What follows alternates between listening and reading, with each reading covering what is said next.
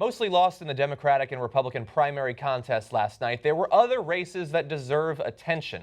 Two of the prosecutors involved in some of the most high-profile cases of police brutality in recent years have lost their primary re-election battles. In Illinois, the loser was Cook County State's Attorney Anita Alvarez, who waited 13 months to bring charges against the Chicago police officer who shot Laquan McDonald 16 times in October of 2014. In Ohio, it was Cuyahoga County District Attorney Tim McGinty who oversaw grand jury proceedings that led to no charges being filed against the officers responsible for the deaths of 12-year-old Tamir Rice. In both of these cases, they were backed to varying extents by the Black Lives Matter movements and community activists. And while it didn't get much press yesterday, this is exactly what needed to happen. Let me be very clear about how I feel about this. Ladies and gentlemen, we got him. Down goes McGinty. Down goes McGinty. Now, Anita Alvarez was deeply problematic as well. But McGinty I had as one of the jerks of the year. One of the, I thought, most disgraceful things I've ever seen from a prosecutor. Not only did he throw the Tamir Rice case, a kid 12 years old, doesn't even get a chance to reply. They shoot him dead in two seconds. They pull up to him and shoot him dead. Didn't get a chance to say it's a toy gun, didn't get a chance to put the toy gun down, didn't get any chance at all. Murdered in cold blood. They could have parked the car far away and say, hey, even if they thought it was a gun, put the gun down, right? It's a 12-year-old at a park. No, none of that. Gets killed like that, and the prosecutor goes and presents the case for the defense in a grand jury. Never heard of. Until they did it in Ferguson, I'd never heard that ever before. A prosecutor in a grand jury, you can indict a ham sandwich. That's the old saying. You can indict anyone you like. They didn't want to indict. But on top of that, McGinty came out afterwards and bragged about how he threw the case. Said, oh, well, I presented the defense, and hey, they did what they did, right?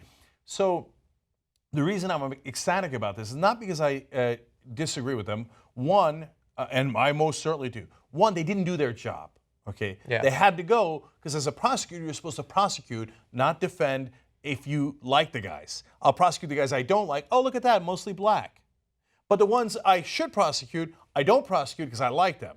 Oh, look at that, the people in power. Interesting, right? No, it's corruption. So that's heinous. But number two, finally, consequences. Right? So the people in power constantly protect each other. The prosecutors protect the cops protect one another, they all protect, honestly, the government, and the government protects the business interests, and the business interest protects the government, and all the guys who are rich and powerful keep getting away with it, and all the consequences are put on us, the American people. So the only thing we have to change that is our vote. So now these prosecutors are up for election. Now we can't fire the cops, because the cops make that decision. We can't have the cops tried, because the prosecutor makes that decision. But we can fire the prosecutor. And so I love that the good people in these cities said, hey, you know what? You're going to take me for granted? You think I'm not going to do anything? I got bad news for you. Okay, you're not coming for me anymore. I'm coming for you. Most of the time people don't pay attention to these races. Now would be a good time to start. And not just prosecutors, other races as well, but certainly here. We want to give you some more details on these cases. Now, remember, these were primaries. Technically, they were only Democratic primaries, but in both cases, the candidates who won them are expected to take office with minimal or non-existent opposition after the fall's general election. According to one study, they win re-election 95% of the time, and typically they run unopposed. So losing in both of these cases is incredibly impressive, perhaps historical in a way. And we want to give you details about the specific cases. In Cleveland, McGinty was up against Michael O'Malley, who used the Tamir Rice case against McGinty with enthusiasm, but he took a restrained, cautious stance on it, criticizing McGinty for his approach to the grand jury proceedings, but refusing to say whether he believed one or both of the officers involved had broken the law. So he doesn't go as far as we would like, but he did specifically use that case as part of his campaign.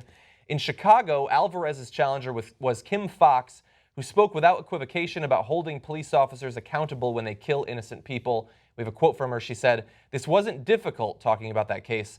"This was a case that really just sits in your lap. It is a false narrative to suggest that this case was so highly complex that it takes 13 months.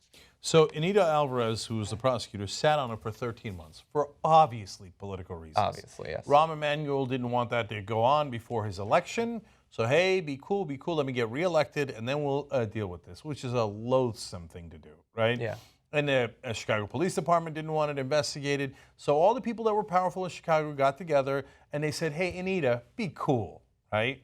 Now, and Kim Foxx says, hey, I worked underneath her earlier in my career. And she said whenever it was a criminal defendant, unless it's a cop, right, throw the book at him, throw the book at him. Charge him as high as you possibly can with the highest crimes you've got. And hey, we'll sort it out. Throw the book at him and we'll sort it out. Meaning like, hey, maybe we'll plead down, but we'll get something really harsh. And Kim Foxx says, and like, mind you, she's running against her, right? But says, no, that's not the job of a prosecutor. The job of the prosecutor is to try to mete out justice. What is the appropriate level of justice, whether it's a criminal defendant, it's a police officer, or whoever.